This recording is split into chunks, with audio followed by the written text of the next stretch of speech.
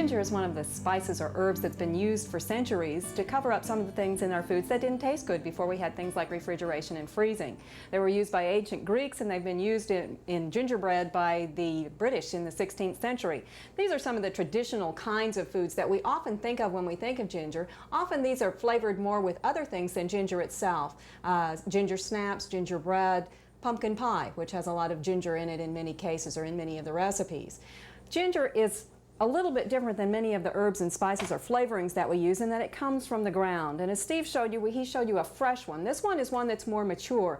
And the difference being that the skin on this one is more tan, a little bit less pink. The flesh will also be a different color. Rather than greenish tint to it, it'll be more ivory.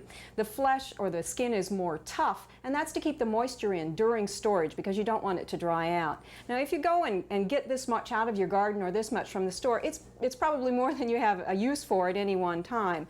However, it's very easy to store. One of the things that you can do is put it in a plastic bag or aluminum foil and put it directly into the refrigerator in this way. You may want to break off some pieces. Look for places on it where it's dried and hard. That would indicate lower quality. If you're buying it or harvesting it, you also want to look for bigger pieces with less fingers coming off it because it's going to be easier to peel and it's going to be less work, less waste, and so on.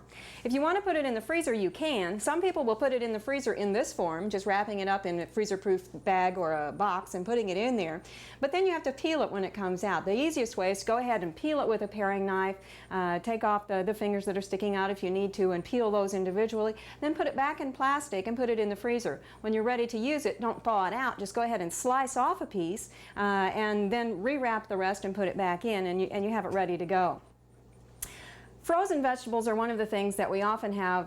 We use them a lot in the winter because the fresh aren't available, but the flavor isn't quite as happy or as sharp and fresh as we would like. Ginger is one of the things that will really snap up frozen vegetables as well as some other foods. Fresh fruit is another thing that we often use ginger with.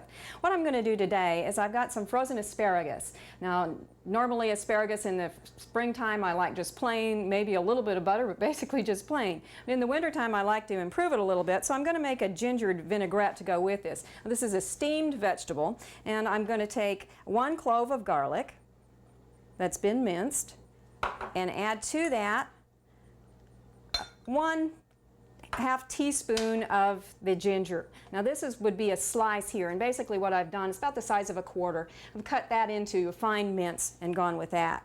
Now in addition to that, we have 1/2 teaspoon of sugar, 2 tablespoons of soy sauce, and if you're watching the sodium you can use the light variety.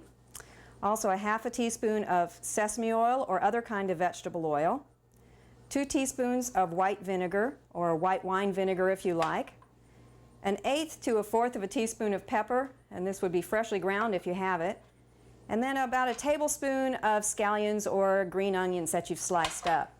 Now these you simply whisk together a little bit. There's no heating involved in this at all.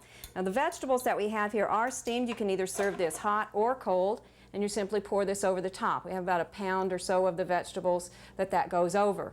And it adds a nice fresh taste to it that you might not find the rest of the year. Try and spread that out a little bit so that it gets all over everything.